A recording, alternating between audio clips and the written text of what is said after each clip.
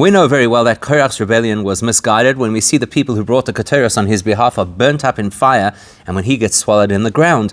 And yet the Torah says they still needed to prove that Aharon deserved to be the Kohen Gadol by each shevet bringing a stick and putting it into the Ohel Moed, the one that would sprout forth with almonds. That would prove that he was in fact in the right position, consolidating Aaron's position. Why do we need another proof? Let's look at how Rashi analyzes that story because it will give us tremendous insight.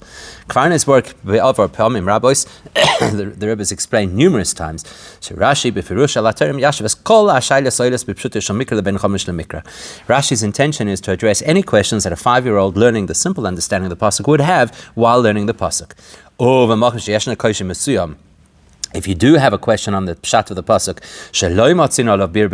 and you don't see Rashi commenting on it, so you have to conclude one of two things: either either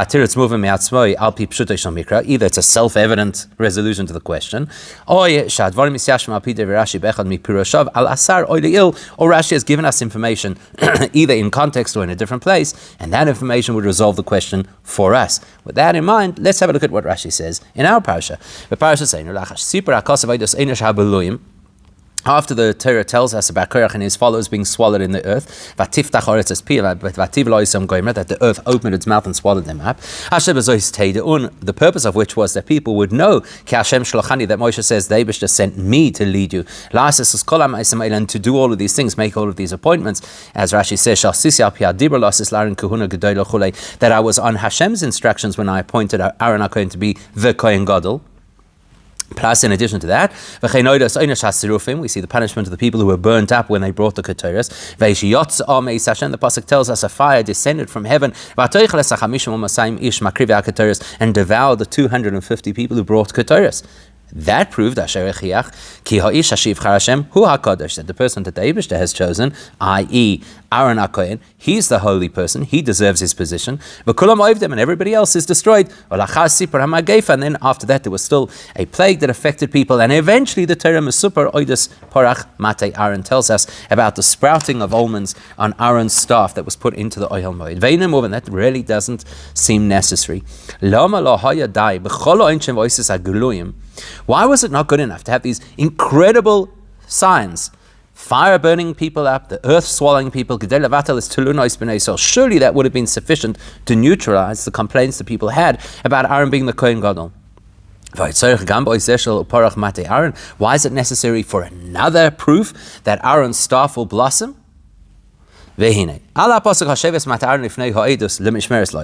at what Rashi says. The pasuk tells us that Moshe Rabbeinu was told that he has to take the staff of Aharon, take it back into the Ohel Moed, in fact into the Kodesh HaKadoshim, and preserve it as a sign that Aharon deserves to be the Kohen. Rashi says, what is the purpose of preserving this staff? This will be an eternal memorization of the fact that the Eibishter chose Aharon as the Kohen Gadol. And nobody will contest the rights of the Kohen ever again. That's what Rashi says. Now, the Ramban immediately says, one second, is this evidence that Aharon is the Kohen Gadol, or that Shevet Levi is the special Shevet? Because of a Ramban, al Pirush Rashi zeh, Ve'ina mate hazeh ois rak al mate Levi. The Ramban says, actually, this staff indicates the greatness of the tribe of Levi, that they were chosen from amongst all the Yad Shvatim, and it's not actually evidence to the fact that Aharon is the Kohen Gadol, because this was 12 staffs representing 12 tribes, so it is consolidating the position of the Shevet, Levi. Therefore, the Ramban has a different explanation. The Mishmeres Lois al Shevet Levi Tumurei HaBechoros. He sees that the almonds that sprouted on Aaron's stick tell us that Shevet Levi deserves to replace the firstborns, and therefore burning up the people who brought Keteros, that consolidates the role of a Kohen, and specifically a Kohen Gadol. Only he can bring Keteros, or at least on Yom Kippur. Everybody else, you could bring Keteros during the rest of the year. And the sprouting of the almonds, that consolidates the position of the Levi. So the Ramban has a different view to Rashi. Let's see how we understand why Rashi specifically believes that this is to consolidate Aaron's opinion. So we're going to look at various Mefarshim, two sets of Mefarshim, we try to explain it, two opinions each. So some Mepharshim want to say that Rashi's intention is the sprouting of almonds on Aaron's staff was there to settle two contentious issues. Firstly, to consolidate the fact that Aaron deserves to be the Kohen and specifically the Kohen Gadol, and simultaneously to ratify the Levium as the people to represent the Jewish people in the temple. Why would you need both? So the Mepharshim say Rashi wants us to know that these two factors are both represented in the Korach Mate Aaron for the following reasons. Number one, because if we were to go with the Ramban's opinion, which is the 12 staffs, they represent 12 Shvatim, one of them sprouts, it's the one of Shevet Levi, so therefore it's there to emphasize that Shevet Levi deserves their role. If that's what it was all about, well then, Aleph, Azai, Loi Hoya Mate Nikra Mate Aaron, we should not have called it the staff of Aaron, and Mate Elazar ben Aaron would be Yosin Nasi Shevet Levi, then we should have called it the staff of Elazar, who is the representative of Shevet Levi. Because that's what happened with the other 11. They were all staffs taken from the Nasi representative of their Shevet. If this staff is supposed to represent the Shevet, it should come from Elazar, not from Aaron. Secondly, here's another interesting thing. On the actual staff, it didn't have the name of the Nasi who represented the Shevet. What happened? It should have said the names of the Shvatim. Instead, it says the names of the people. So, therefore, the Mepharshim say Rashi is forced to tell us that this can't just be about Shevet Levi and its position, because the context of how this sign was set to work was actually about Aaron very much. So, it's got to be about him, at least partly about him. Another perspective, other Mepharshim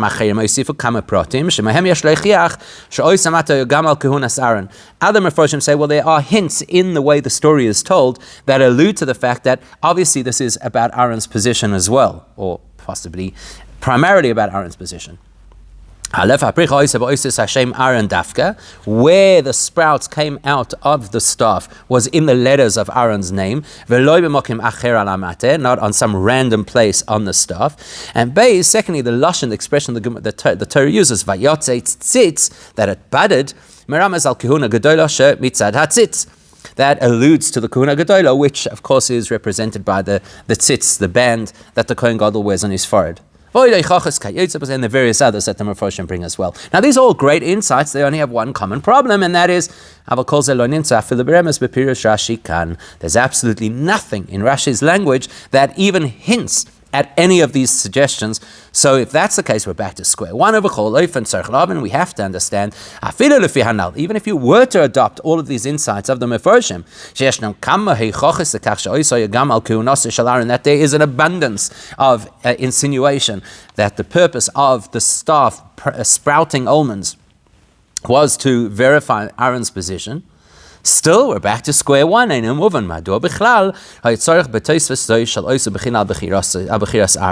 do we need yet another indicator that Aaron belongs in his position? After Korach's been swallowed and everybody else has been burnt, why is that not good enough? So, in order to understand why this is and why Rashi says that this is specifically about proving Aaron's position, not Shevet Levi, we have to look at how Rashi describes the process of how these almonds formed. We'll understand all of our questions. Understanding how Rashi comments on the process of the blooming and blossoming of the stuff. First thing, when the Torah tells us vayotze perach, literal translation, and it produced flowers, kosev Rashi kem mashmoi. Rashi says that's literal. So it actually produced blossoms or flowers. Why does he have to tell us? If it's literal, then don't say anything, and we'll know. And if it's not clear that it's literal, Well then, it doesn't make sense. This is now the third time that a variant of the word perach is used in the pasuk. Why is Rashi only explaining it now? He should have explained it earlier, when this was described or predicted to be the sign. Whoever Hashem chooses, that's whose staff will blossom. At that point, he should have said, blossom means kemashmoi. Why wait until the third time and only explain it now? Question 2, moving apart, bepashtus. It's very simple. Rashi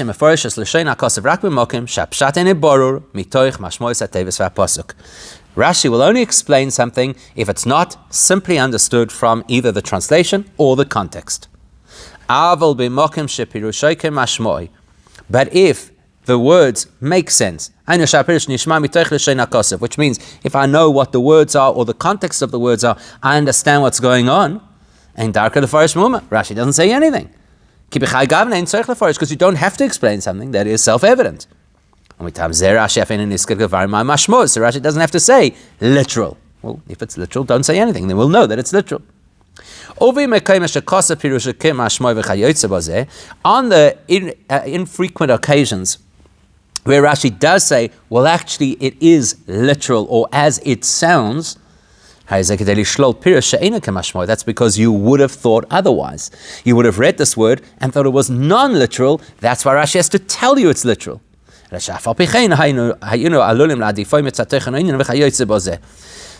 the context is basically going to help us understand that actually it is kemashmoi. So if that's true, so now why does Rashi have to tell us in this pasuk that vayotze perich means literally vayotze perich? Well, what would we have thought? So the Sifsei Chachamim want to explain, well, what Rashi is doing over here is when you have two words side by side and one is literal and the other isn't, he'll contextualize and say, this one is kamashma'oi, that one needs to be explained. If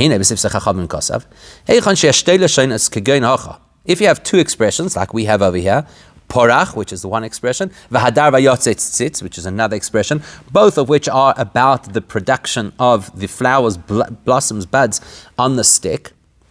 In this case, we know what porach means. And we don't know what tzitz means in an agricultural context. Says the Sifsei Chachamim, therefore Rashi will lead us in that direction and say, okay, porach you know, I don't have to explain it. But tzitz is not a word you're familiar with, so I do have to explain it, and it means the ripening of a fruit. That's how the Sifsei Chachamim want to explain it. The only thing is, what the Sifsei Chachamim says actually not only doesn't answer the question, it might only highlight the question. It's a far greater question. Look, think about it this way. Let's assume that Rashi had only explained the words vayotze tzitz because we're not familiar with them. Well then, that would only emphasize for us that the words vayotze perach don't have to be explained because they are literal. Whereas what Rashi's now done is use the word kamashmoi. That's actually started our mind working. So what did he want to negate? What alternative explanation might you have had that can't be accepted? So there's our question. Why does Rashi have to say kemashmoi? Let's continue. What does Rashi explain further? Rashi says tzitz hu chanotas apri. That's the ripening of the fruit. And then he tells us something which surely has nothing to do with the story. Keshaperach noifel. That's when the actual blossoms fall off. Now the fruit comes out and the blossoms that were there before fall off. Tzarchien. Let's remember, Rashi's goal is explain the simple understanding of the pasuk. Which means explain the words that we might not know and explain the flow and context of the pasuk that we might not understand.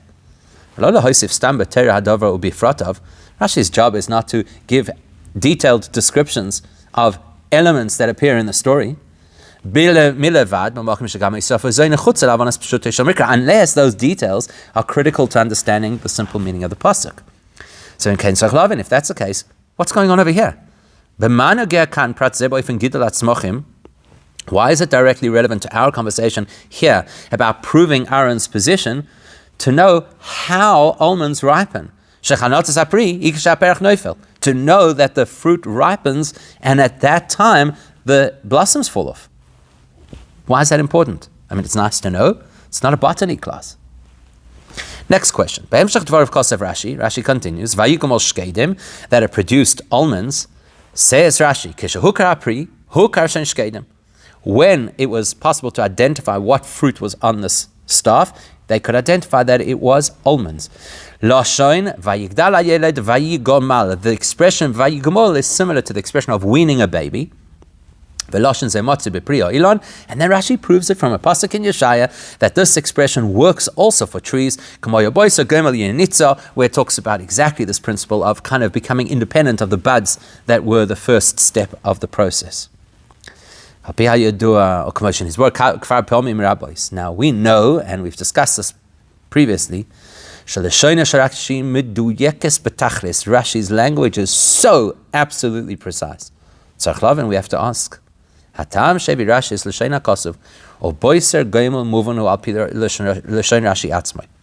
get it, why Rashi has to quote a pasuk, because he's explaining to us what the word vayigmol means in context. Rashi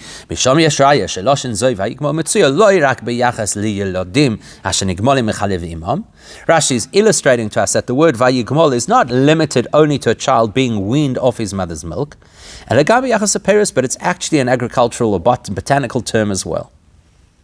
The question is, why does Rashi add to this by telling us that this is something which applies to fruit of a tree? Why doesn't he just keep it generic? This is an expression that is relevant to fruit. So now we have a whole lot of technical questions in the way that Rashi has said things. Why is he saying Korach kamashmoi? Why does he have to say that he has to explain to us that it's that the buds fall off or the blossoms fall off? Why does he have to get into the detail that it's fruit of a tree? So in order to understand that, and of course by extension to go back to our original question, which is why is Rashi insistent that the sign of the staff is specifically for Aaron's position, and why do we need further proof to consolidate Aaron's position? To get to all of that, we have to acknowledge that there are other questions going on in the pasuk over here that need to be addressed. There are a number of questions in the pasuk. We'll look at a couple of them. Number one, Aleph. Listen to what Hashem said the sign would be, compare it to what actually happened. What did Hashem say? The person that I choose, his staff will blossom. So that's not what actually happened. Other things happened, additional things happened. Not only did it blossom, but it actually ripened fruit that turned out to be almonds. Why did that happen if Hashem didn't say that that was going to be necessary for the sign? Plus, these are not natural processes. This is a stick that's dead. Any growth is a miracle. Any additional growth is an additional miracle. Why the need for additional miracles? Another question, technical question on the pasuk. It would seem that this pasuk is repeating itself. Because the pasuk first tells us, wow, they came in the morning and they discovered that Aaron's staff had blossomed. Nemashuv, then the pasuk seems to repeat itself. And it produced blossoms. Well, you just told me that. So the Balei Atosos have a suggestion, which is that there's two expressions of blossoms because there actually are two types of blossoms. So the Balei Atosos argue that there were some blossoms on one end of the stick that blossomed and remained and never fell off. And and on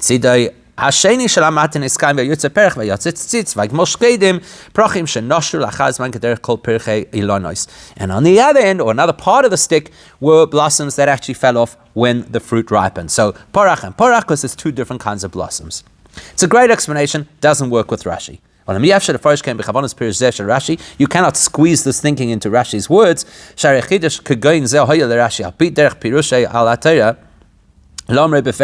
Because if Rashi did want to tell us something so stark that they're two different kinds of blossoms, he should have said so. Rashi doesn't breathe a word about it, not even as an insinuation. So therefore Rashi's coming to actually answer these questions. Why do there appear to be more miracles than Hashem said were going to happen? And why the double language of the Perach? That's what Rashi wants us to understand by telling us Vayotze Perach is Kamashmoy. That's the literal moment where blossoms form. And then there's a subsequent stage where the fruit ripens and those blossoms fall off. Let's understand what he's telling us. The moment Rashi tells us that the third time the word Perach appears in this conversation, Vayotze Perach, that is literal, Perach mamish, that automatically implies Muvan Shaloshonos Yifrach Uforach Ha'amuris Lifnei Zeh Ein Mashma'on Prichas Perach. That implies that when Hashem said this is what's going to happen, Mateu Yifrach, and when they came in the morning and they found B'nei Porach Matei Aharon, neither one of those actually means blossoms. Why not? Because Eloshen Yifrach in the future, Oy Porach B'Lashon Po'al, Kasher Hi Bo B'Yachas Le'ilon, if you have the word Porach in the context of a tree, Ochein Mispareshes B'Kemashmot Smicha Shel Prochim would mean blossoms. Trees blossom, so this is the word to say they blossom. And if it's a fruit-bearing tree, those blossoms will eventually develop into fruit. But we're not talking about a tree. But when you're talking about an inanimate staff, not a tree, then the word perach does not necessarily only mean blossom. Any growth or expansion of the staff could be called perach.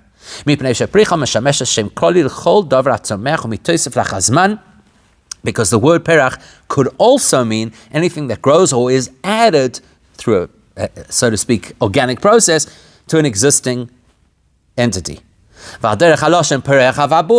we see with the shchin that the Egyptians had, that it was called poreach. It's the eruption of boils on their body. Or tzaddik hatomer yifrach. We don't mean that the tzaddik is going to blossom in the classical sense. So because perach, we're talking here about something that's not a tree, therefore perach does not have to mean blossoms. Therefore Rashi has to negate the meaning of the word perach, that it could be anything, by telling us that when you reach the point that it says Vayotze perach, that actually is blossoms, not just little nodes that come out of the stick. They are really blossoms on Aharon's staff. Because originally, when we were told that the stick is going to sprout things, it could have sprouted anything. It did not have to be blossoms, and it would have been called perach. Rashi doesn't have to tell this information to us originally, when the word perach is originally presented. Because we already know the word perach. Porach of our boys, we've already seen it. It means the growth or the eruption or the development of something. And you read the parasha, you know we're not talking about a tree, you know we're talking about a stick. So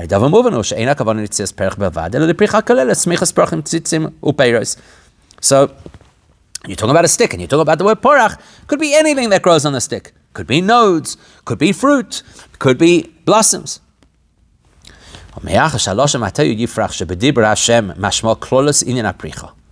So now we understand when Hashem says, Mateu Yifrach, his staff will develop things.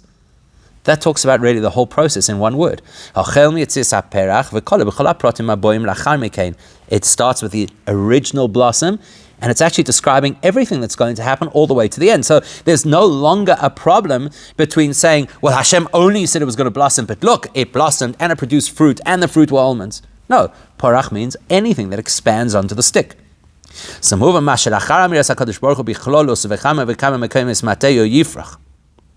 So therefore the fact that David over here says that the staff is going to blossom, at some point the Torah is going to have to actually fill in for us what that actually included, because it could have included a broad range of things. So that anything that was added to the stick. So the Torah should tell us, this is what happened. That also helps us to understand the apparent doubling of the language. What did the pasuk say? It blossomed, and it produced blossoms. First, the Torah is telling us an overview of what's happening over here. Korach mate Aharon. Aaron's staff is growing things. The fulfillment of Hashem's promise. This staff will grow things. And then the Torah says, these are the things that grew. Literally blossoms. Then there's ripening of fruit. And eventually the clarity of which fruit it is almonds. So that's what Rashi is helping us to understand, that the pasuk first spoke in general terms and then in specific terms, and Rashi fills in that detail for us. But there's a big question over here. Surely the process is irrelevant to us. Surely it's the bottom line that counts. Who has a staff that blossomed? Aharon. Great, that's all we need to know. Proves that Aharon is the right guy for the job. Why do we have to know that it went through these steps? That's the question. Seeing as those three steps of the blossoming and development of almonds, that is just the detail of the broader message, which is that Aaron's staff blossoms. And it's not just details, it's a chronological story. It starts off with blossoms, and it concludes with almonds. So that means by the time Moshe arrives the next morning into the oil moed to collect the sticks, the three key steps have already happened, and nobody saw it. So the pasuk could have skipped the steps that nobody witnessed and just gotten to the end of it. That they were almonds. Because that's all Moshe would have seen. He would have seen almonds. He doesn't see the rest of everything developing. That's actually a question the Rashbam asks. And it's really far-fetched to suggest that when Moshe actually gets to Oil Moed, then he saw the development of all three stages of the almonds developing on the staff. What would the value or benefit to Moshe be from seeing the unfolding of the Shkedim? The entire purpose of doing this is to negate the people's complaints. That they should believe that Aharon is the chosen one. So what does it benefit anybody for Moshe to see the details of how it blossoms? Therefore Rashi tells us key information when he describes the ripening of the fruit. They didn't just see ripened fruit. When the fruit ripens, the blossoms fall off. Why does Rashi want us to know that? He's showing us that the Torah wants us to know, even though it was a miracle for almonds to grow on a dead staff, the miracle played out in the normal, natural fashion. And that would be part of what Moshe would be able to show the Jewish people. Not only was there a miracle, but there was a miracle that happened through natural steps. How does he show that? So Moshe first shows everybody the staffs. He showed the staffs, they all saw them, they took their own staff back. He showed them everything. He shows them a staff with almonds and the blossoms that had fallen off from where those almonds are. When the Yidden see not only a staff that has miraculous almonds on it, but also blossoms that had fallen from that staff when those almonds ripened, then they realized, wow, this must have happened in a natural order. First, there must have been blossoms. Then there was the ripening of fruit that caused those blossoms to fall off, and here they are in Moshe's hand. And then, of course, there was the finished product of the almonds themselves.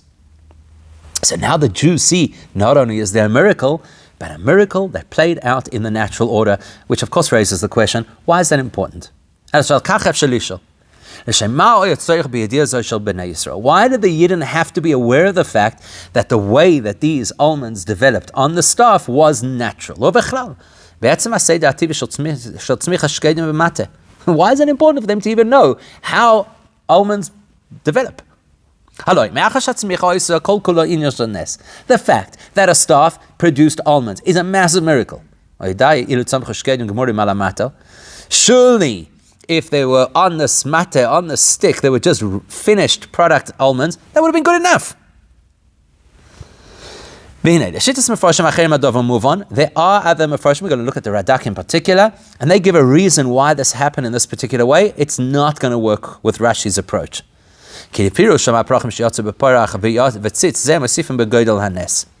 According to other Mefarshim, the way that everything grew actually makes it into a greater miracle. Let's look at the Radak.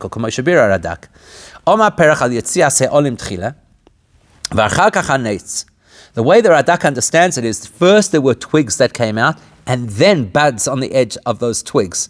And that's the opposite of how it works. Usually there's a bud first, and then a twig will grow out of it, and then the blossom. Says the Radak, that was there to make it an even greater miracle. But Rashi is saying the exact opposite. Because the Radak considers Vayotze tzitz the bud, Rashi tells us Vayotze tzitz is the ripened fruit.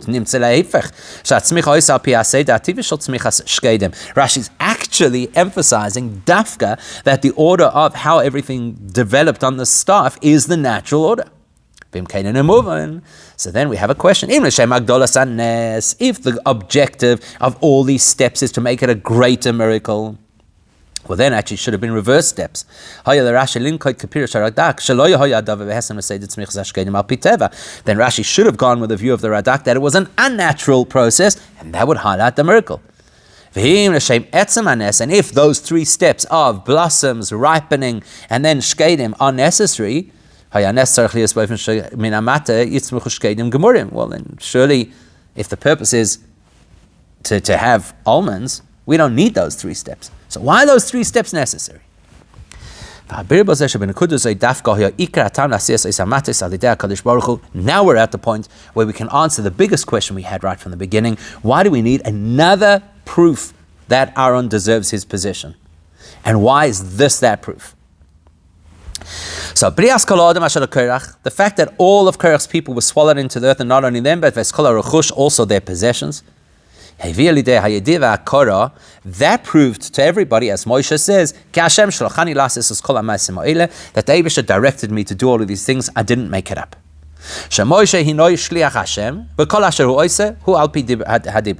At that moment, it is clear to the community, whatever Moshe does, he is Hashem's representative, and he does it on Hashem's behalf. There's no personal agenda.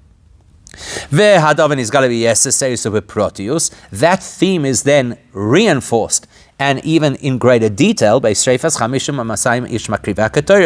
the 250 people who participate in the Keteros get burnt up.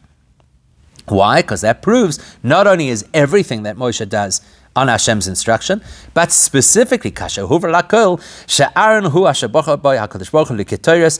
Aharon is the person appointed to be in charge of the Keteros, he is the appropriate candidate to be Kohen Gadol. But that could still leave a niggling complaint in the community. The fact that Korach's people were swallowed endorses the fact that Hashem told Moshe what to do. And that's why people were punished for challenging that. But part of Korach's issue was, who says Aharon is a special person? Why is he elevated over everybody else? So you could say, because Hashem said so. Okay, you haven't yet answered the question, why is he greater, higher than everybody else? But yes, okay. You could take it a step further. Maybe when you consider the fact that Aharon had a role to play in the Egel Hazov, maybe Aharon dafka eino roi lekach. Maybe Aharon is not the right person to represent the Jewish people in this high spiritual position.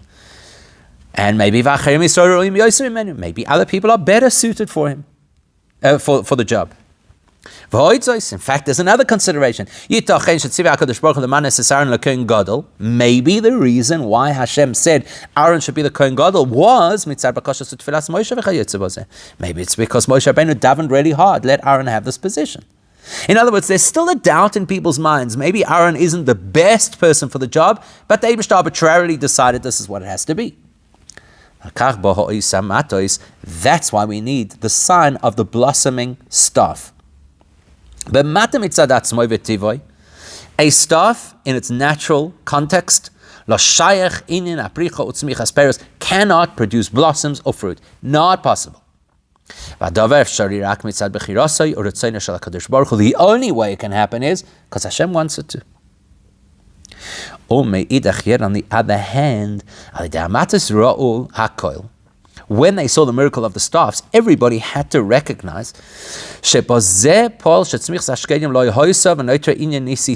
look how Hashem made this miracle happen. Yes, it's a miracle, and yet it still follows natural protocols. Why is that important? We'll see. That now the nature of this staff is that it becomes a natural branch that produces almonds. That's why the 3 steps are so important, so we will know that the way these almonds developed on the staff followed the natural process. First they were literally blossoms. And then there was the ripening of fruit that caused those blossoms to fall off. And then eventually you have a finished product and you can identify which fruit it is. It's almonds. That tells us something about Aharon. There's no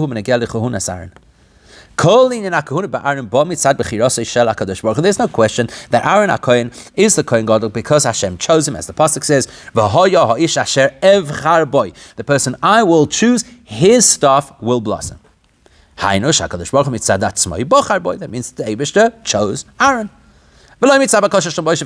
Not because anybody davened or asked or petitioned, because he chose him. But here's the chap. Once Hashem chose Aharon to be the Kohen Gadol, it became his natural state. It's not like it was superimposed on him. This is now the best candidate. Just like once Hashem chose this staff to produce almonds, it became natural for it to produce almonds. When Hashem chose Aharon to be the Kohen Gadol, it now became natural for Aharon to be the best candidate to be the Kohen Gadol. And that explains why Hashem says, put that staff back into the Kodesh HaKadoshim and keep it as a sign. As Rashi says, this will be a reminder that I chose Aharon and nobody will ever again complain about the Kehuna. Now that the Eibishter has illustrated that the role of being a Kohen has become the natural reality of Aharon and his family, nobody could say, even if there are other people who really are craving being the people to serve in the Beis HaMikdash, or for any other reason, it's not possible. It cannot change. You cannot appoint somebody in Aaron's place ever in the future because now it is in his DNA. And that will explain why Rashi gets into all the details of what Vayigmol means and bringing a pasuk from Yeshaya to prove it. The fact that Rashi wants us to know that the word Vayigmol, which is normally used for weaning a baby, is also an appropriate term to refer to the growth and development of fruits. Rashi is not only telling us a technical piece of information, FYI, not only do you use this word for kids, you use it for fruit as well. What Rashi wants us to know is the type of growth that happened to these almonds.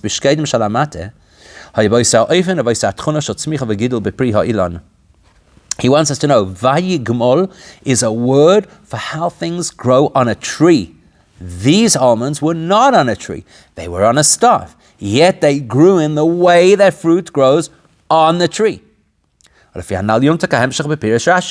that's aligned with what Rashi says next, which is V'lama shkedim. Why, out of all fruits, did Hashem choose almonds? Because it's the quickest ripening fruit. And the message, therefore, is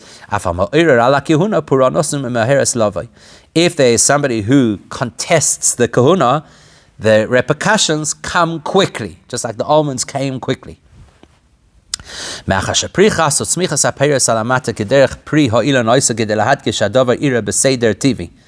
as we have already pointed out, the fact that there are these three stages of the development of almonds on the staff is there to illustrate to us that it's become the natural reality of the staff. And that is a message about Aharon, that not only is he chosen by Hashem, but he is now naturally aligned with what Hashem wants, the best candidate. Then the speed associated with the development of almonds is relevant to the message of Aaron's position as a Kohen Gadol. That's where Rashi continues. Why dafka shkedim? He's telling us the fact that these are almonds out of all fruits, is directly relevant to what we're discussing and learning in this pasuk. Even though the fact that it's almonds does not in any way reinforce Aaron's position as the chosen one. Why is it there? Because it's illustrating for us this is now so much the reality and the nature of Aharon and his sons that anybody who contests it should know they're very quickly going to be in trouble.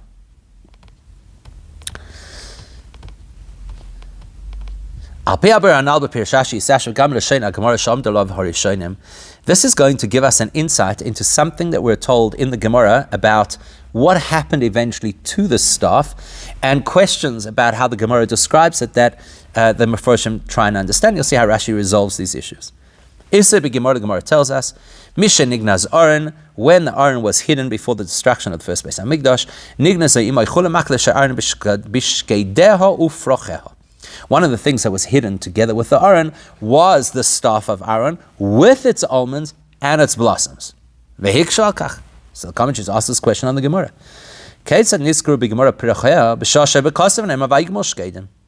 How could the Gemara be talking about the fact that they hid the staff with its blossoms if we know the blossoms had fallen off? The almonds were free of their blossoms. By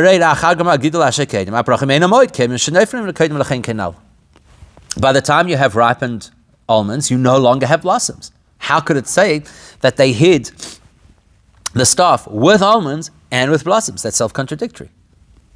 And so the Mefarshim try to say, well, maybe there was an additional miracle that some of the blossoms actually did not fall off, even though that's not natural. But that's not really a clear answer, because the go back to the Gemara. Why does the Gemara have to tell me when it's telling us that they hid Aaron's mate together with Aharon? Now you have to tell me also that it included blossoms? Why is it relevant? If you go with a view that miraculously there were blossoms that stayed on the stick, fine. Then if you're hiding the stick, you're hiding the blossoms. You don't have to tell me that. You don't go through every detail. Oh, we hid the Aharon, and not only that, but also the poles, the badim that were in the Aharon to hold it, and the kruvim on top. You know, once you say Aharon, we know that it includes everything. Once you say the mate, it includes everything. Maybe you could wiggle your way out of why the Gemara mentioned the almonds. That's to clarify that you shouldn't be confused, that you're thinking maybe we're talking about the staff that Aharon used for some of the plagues in Mitzrayim. But even if you squeeze that in, why is it relevant over here to know that the staff also had blossoms on it? Now Rashi's explanation fits perfectly. Rashi takes the simplest view. It doesn't say they're different kinds of blossoms, ones that fell off, ones that stayed on. Rather, shaprachim naflu kulam u'Moshe heroism lakol kshem ufradim min hamate. Rashi's approach is really simple. The blossoms fell off, and it's part of what Moshe showed the Jewish people to illustrate the natural state of these almonds, and by extension, the natural state of Aharon as the Kohen Gadol. And you move on, so then you can understand easily. Just like the very first time Moshe brought the staff to show the people, he showed them the staff and the blossoms loose. Sorry, the staff with the almonds and separately the blossoms. Where he needed to show them, not only is there a miracle, but the miracle followed a natural process. And that will help ensure that you never complain against Aharon or the Kohanim again. Because that will really illustrate not only Aaron's position, but the natural state of his position. Well, if that's what they used to prove to the Jewish people the first time around, if the whole objective of keeping this in the Kodesh HaKadoshim is that there'll be a constant reminder, it's got to be the same reminder. The same instruction, the same concept has to apply to the instruction, take this and put it into the Kodesh HaKadoshim as an ongoing symbol to the Jewish people. A reminder to the people that I chose Aaron and nobody should contest his position. Well then, well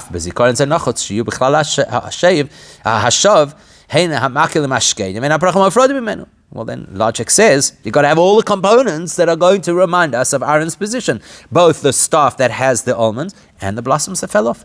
Because all of that together will remind everybody how it is that Aharon became the Kohen Gadol. So therefore, even at the time where they're putting the staff away in a hidden place, what is on the staff? Almonds. What is with the staff? Blossoms. Think about it this way. When they hid the Aharon, it wasn't only to avoid it being captured chas v'shalom by an enemy, but there's another layer of intention the Rebbe has explained in a different sikha. The place where the Aharon is hidden is now considered the correct natural place where the Aharon belongs for now. That's why when Shlomo HaMelech built the Beis HaMikdash, knowing that it was not permanent, and he designed into the subterranean section of the Beis HaMikdash a place to hide Aharon. Which means that Shlomo HaMelech pre-designated that area as a place holy enough to house the Aharon, just like the Kodesh HaKadoshim. So a similar kind of principle applies to those things that would be next to or by the Aharon. It's not just that we hide those things there because we don't want anybody to steal them. This is where they belong. When something is in its correct place, it is able to achieve its purpose. What is its purpose? Remind us not to contest Aaron's kahuna. Particularly when we talk about the staff of Aharon.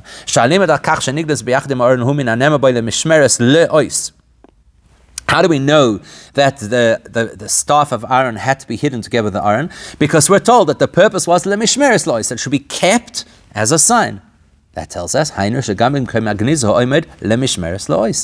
telling us that it will always be, the purpose of the staff was always to be kept in a special safe place to be a sign. So now that it's moved to the Mokem Ha'aron, which was pre-designated by Shlomo HaMelech beforehand, that is now its place. Lemishmeres lois, to be a sign and reminder to us.